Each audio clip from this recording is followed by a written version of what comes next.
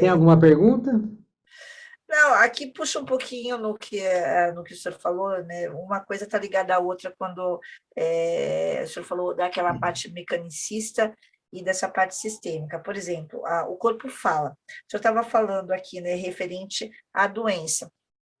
Por incrível que pareça, quando acontece alguma coisa, alguma doença no nosso corpo, é como o senhor falou, ela se iniciou numa outra situação, digamos, uma situação energética. Quando a gente fala de essência, dessa parte de todo, por incrível que pareça, hoje em dia nem tanto, mas por que essa dificuldade do sistema em aceitar esse tipo de trabalho? Porque, por exemplo, eu trabalho em escola. Assim, por isso que quando eu ouço o senhor, para mim se torna muito natural, porque eu me sentia muito à vontade nisso, mas eu era muito recriminada no começo, principalmente por causa da parte lúdica, de ver como um todo, de repente não ir direto ao foco naquela situação. Você tem um objetivo naquela aula, você tem que ir diretamente ali. Eu sempre gostei de ver como um todo, mas se o senhor olhar o sistema hoje, não tanto, que o sistema vai pelo lado mais complicado? Por que a gente encontra tanta dificuldade em trabalhar esse todo, em trabalhar os outros pontos, a criatividade, o lúdico? Por que o sistema quer que a gente siga, né, esse ponto separado, essa situação mecânica? Porque um está ligado ao outro, igual o senhor falou da outra vez. Nós precisamos levar em conta, né, as situações, as disciplinas, a parte mecanicista, mas por que esse choque com o todo? É muito mais fácil de trabalhar, é bem melhor de trabalhar, é muito mais gostoso, mas, ou é impressão minha, mas eu, pelo menos, tive muita dificuldade de trabalhar com um sistema assim. Eu era muito criticada, até que as coisas começaram a dar resultado. Eu era louca da escola, as pessoas não entendiam que eu estava dando uma aula brincando, achava que não tinha disciplina, e aí até você explicar por A mais B, até eu colocar tudo no papel, aí depois de anos, né, ficou normal, mas o sistema ele te joga para uma visão mecanicista, e aí as professoras se Lógico. perdem, porque não tem como, ainda mais na parte da inclusão, não tem como você trabalhar assim com qualquer deficiência, fica praticamente impossível. Ele não vai deixar você entrar no mundo, ter uma relação professor e aluno. Duas coisas aí. Você colocou que eu acho que essa segunda parte aí, tudo bem, é isso mesmo. São paradigmas diferentes. O sistema educacional vigente está falido, como vários outros sistemas sociais, economia, saúde, política, etc, etc, etc, estão falidos.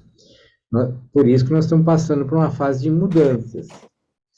Então, por exemplo, as crianças que estão vindo agora, elas não se encaixam nesse sistema educacional.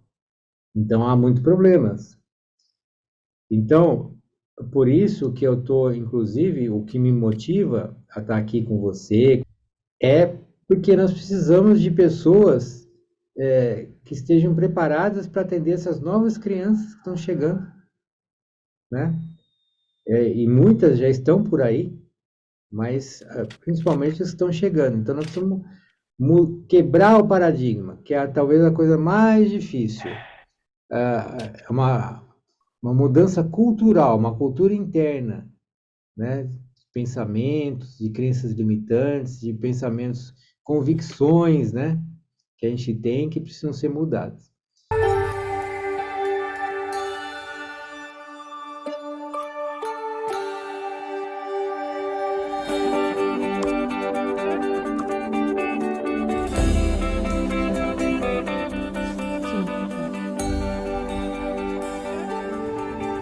E é assim que, em sua 11ª tese, ele chega à ideia de que o filósofo não só tem que entender a realidade, mas também tem que conseguir transformá-la. Meios de comunicação, milhares de livros, todos os discursos políticos, organismos internacionais, especialistas, filósofos, páginas de internet. Todos concordam com a importância da educação. Investe-se em capacitações, melhorias de infraestrutura e novas pesquisas, compram-se livros, notebooks e quadros digitais. Dão-se cursos, aumentam salários, baixam salários, imitam-se modelos estrangeiros. Tudo para melhorar a educação. Isso não impede que existam tantas escolas quanto realidades sociais. Escolas marginais, escolas para pobres, externatos, escolas de operários, profissionais, escolas de classe média, escolas públicas e particulares, escolas para ricos, escolas da elite. Grande parte delas pretende incluir e conter a maior quantidade de alunos. Muitas outras se preocupam em formar trabalhadores de diferentes hierarquias, e só umas poucas se dedicam aos supostos resultados de excelência. Mas fora as diferenças, todas trabalham e aspiram a um ideal de escola comum. Até que ponto essa escola ideal ajuda a nos desenvolvermos individual e coletivamente? Será que esse paradigma educacional almeja uma boa qualidade de vida? E que as pessoas trabalhem para melhorias da sua comunidade? Há algum tipo de escola que consiga isso? Alguma educação voltada para esses ideais? Isso nos levou a abrir as portas de um mundo oculto para muitos de nós. Este filme é parte de um processo que possivelmente não tem fim. Uma pergunta que com certeza não tem resposta. Uma busca sobre qual deveria ser a natureza da aprendizagem e da educação. Que erros cometemos e principalmente que ideais devemos continuar buscando e continuar aprendendo. Bom, eu acho que o que a Alicia quer, o que a diretora quer, é simplesmente chegar a um acordo, entrar num consenso para ver o que vai ser dito. É uma norma da escola. A escola tem que saber o que é que vai ser dito. Por que a gente não vai poder ler? Tá. Javier, como ficamos? Bom, eu propus à turma que fizesse uma redação onde escrevessem um texto para nos dizer qual foi o saldo desses anos na escola. É isso. Muito pouco do que se passa na escola é realmente importante. Somos ensinados a nos afastar dos outros e a competir. Pais e professores não nos escutam. Por tudo isso, dizemos chega. A educação está proibida.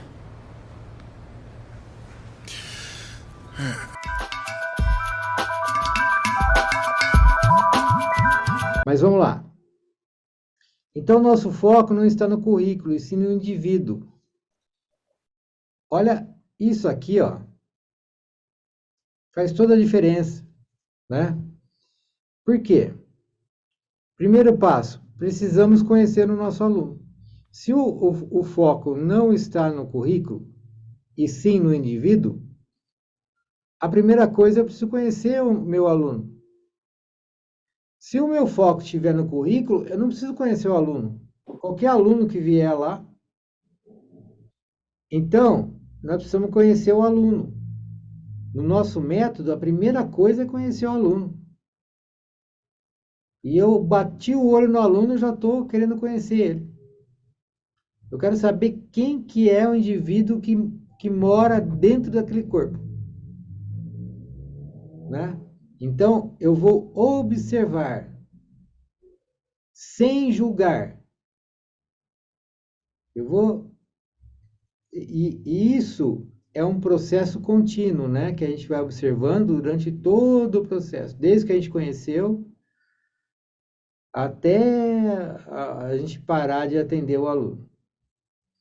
Então, uma outra implicância que tem, o que implica, por exemplo, que o nosso objetivo é promover o desenvolvimento integral do indivíduo, é que a gente não está lá para ensinar ou fazer atividades pelas atividades, né? Mesma coisa, disciplina pela disciplina, atividade pela atividade.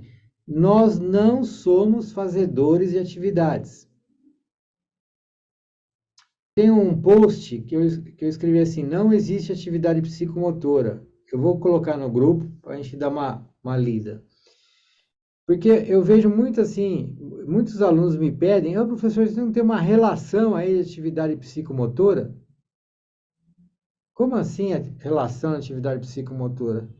Então, se é atividade psicomotora, tem a psico envolvida, a psique. Se tem psique, tem uma pessoa. Tem um indivíduo.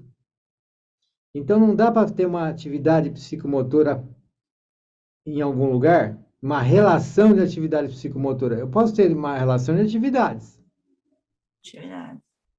Né? Mas, porque cada indivíduo é único, né? É um universo. Mesmo que você trabalhe com ele numa equipe, você vai ter que analisar aquela situação. Então, aquela atividade para aquela situação. Uma bola guardada ali. Mas eu só vou ter uma atividade psicomotora a hora que tiver uma pessoa se relacionando com a bola. fazendo alguma coisa com a bola. Eu não posso falar assim, atividade psicomotora é jogar bola. Falta Atividade, aproximar. porque nós vamos usar o jogar bola como intervenção naquele indivíduo específico, no timing certo. Aí sim, aí quando ele estiver fazendo aquilo ali, vai ser uma atividade psicomotora. Mas não existe uma relação de antemão. Olha, faz isso aqui que você está fazendo uma atividade psicomotora. E Né? cada um tem uma reação, né? Eu vi até que o senhor colocou Sim. lá, nós fizemos uma atividade com a bola, eu vi até que o senhor colocou ali no grupo, e foi muito interessante, cada um tinha uma relação, a gente só passava a bola ali entre os alunos e brincava ali, trabalhava com reflexo, mas é interessante, cada um, se eu olhava a expressão de cada um reagia de forma diferente, mesmo o Exatamente. trabalho sendo em grupo, Não, lógico, sem dúvida. Porque totalmente aí diferente. tem as duas dimensões, né? A coletiva e a individual ao mesmo tempo. Sim. Então, o que é importante aqui no nosso objetivo, que é promover o desenvolvimento integral do indivíduo? A gente diferenciar o que é diferença, deficiência e doença. Porque, olha só, não existe uma pessoa igualzinha a outra. Então, existem diferenças. Então, eu preciso tomar cuidado para não pegar, observar, identificar uma diferença de uma pessoa e querer tratar dessa diferença para que ela fique igual a outro ou igual a mim, porque eu acho que o meu jeito é o certo e aquilo lá não tá legal, não tá certo. Então, eu preciso saber o que é diferença. O que a diferença eu não vou cuidar. Não precisa cuidar da diferença, né? Deficiência. O que é deficiência? Aí sim, a gente pode trabalhar visando diminuir ou eliminar a deficiência. Então, qual a minha deficiência, por exemplo? Eu posso ter uma baixa autoestima. E a doença, né? A doença, alguma coisa assim que está muito clara que a gente poderia caracterizar como uma doença, né? Uma doença Ô, professor, mental. Hum. como ter essa visão mais clara no caso, principalmente da não verbalidade, da falta, né, por exemplo, em muitos casos, principalmente na deficiência intelectual, vou falar pelo autismo, o autismo e Down, existe uma grande dificuldade no falar, mas aí nós vamos entrar em dois lados, existe a explicação clínica, né, a parte médica do não falar, mas aí a gente também tem uma relação com a parte da psique, e assim, Sim. assim, sempre elas vão estar juntas, sempre uma vai estar relacionada à outra, no caso da não verbalidade, porque assim, às vezes você começa a trabalhar, é igual você falou, o aluno começa a falar algumas palavras, mas existe então um peso das duas, porque a explicação clínica para não, a criança não falar e a parte dessa relação da psique, sempre vai estar as duas, ou pode acontecer só de ser uma questão só clínica ou só psicológica, da psique? Elas sempre vão estar relacionadas, mas pode ser que tenha, quando se manifesta no físico, a gente provocar uma transformação às vezes é mais complicado. Ela já conquistou uma força muito grande. Por exemplo, a pessoa não consegue falar porque ela tem um problema no sistema fonador.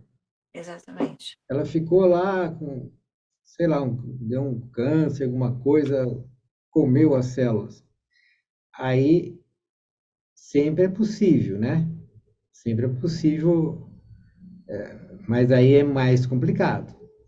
É mais complicado. Às vezes não se consegue, mas sempre vai ter o aspecto psíquico, sem dúvida, que foi Então, a gente manifestado. vai conseguir identificar através do estudo do histórico desse aluno, então. Sim, da observação e tudo mais. Agora, o que a gente acaba fazendo assim em termos práticos? Se a gente tem uma desconfiança de alguma coisa, a gente faz os exames clínicos primeiro, para ver se tem alguma coisa no corpo. Por exemplo, eu tinha uma aluna que a mãe veio desesperada lá, que a filha dela ela via mosquito, umas moscas, que entravam no ouvido dela. Mas não tinha mosca nenhuma, segundo a mãe. Então ela estava alucinando já. Então é complicado. Aí eu falei assim, com muito cuidado com ela, né? Falei, seria bom ir no neurologista, porque se tem algum tumor que está pressionando o cérebro, pode ser, é uma hipótese. Mas, quando ela for para o neurologista e contar essa história, na hora ele vai pedir uma radiografia, uma ressonância, alguma coisa do tipo. Daí ele vai chegar e falar, não tem nada.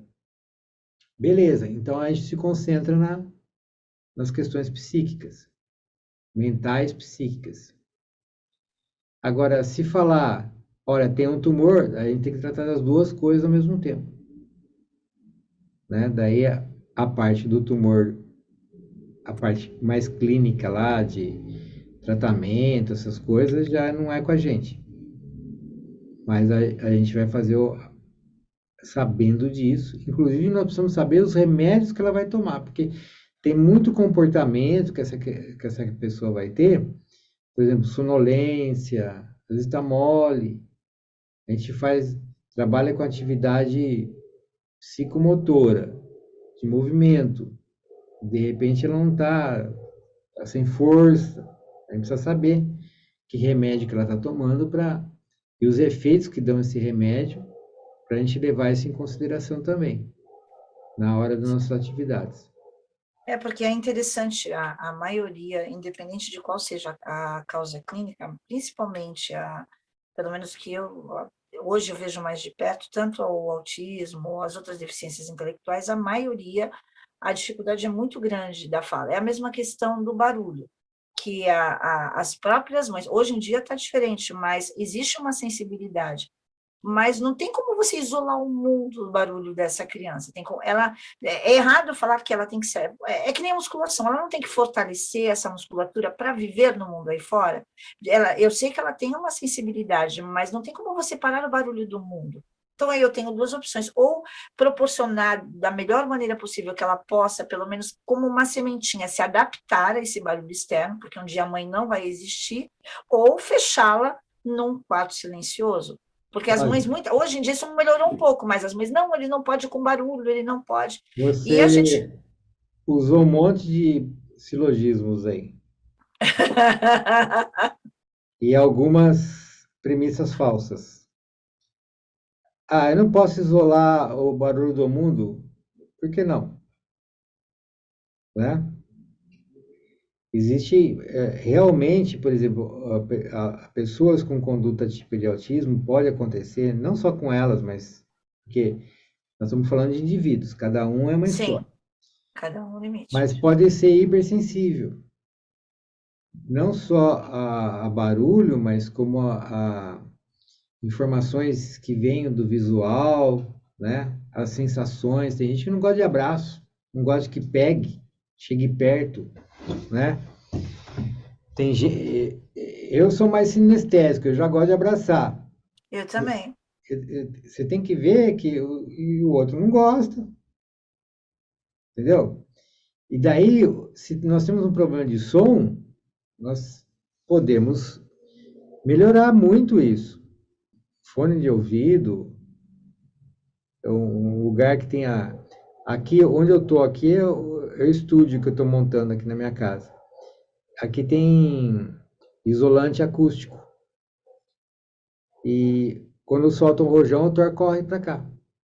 Aqui não é... não, é tratamento acústico, não tem isolamento acústico. O isolamento é mais forte, né? Não deixa o som passar. O tratamento acústico, ele não deixa o som reverberar. O som fica batendo na parede, vai para lá, para cá. Aqui não. Então o som fica mais puro. Não fica como se tivesse um eco, né? É coisa minúscula, a gente não consegue ouvir assim, mas o som fica mais agudo e tal. E o Thor corre para cá.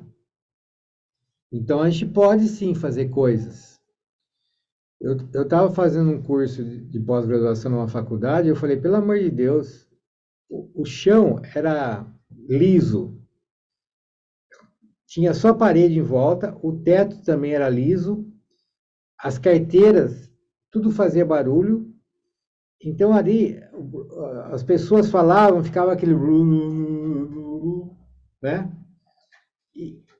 E é um lugar que você precisa prestar atenção. Então, o tratamento acústico daquela sala de aula era horroroso. Agora, se coloca uma pessoa super inteligente, super que está querendo aprender, que pode contribuir muito ali, o que vai atrapalhar nela é esse barulho.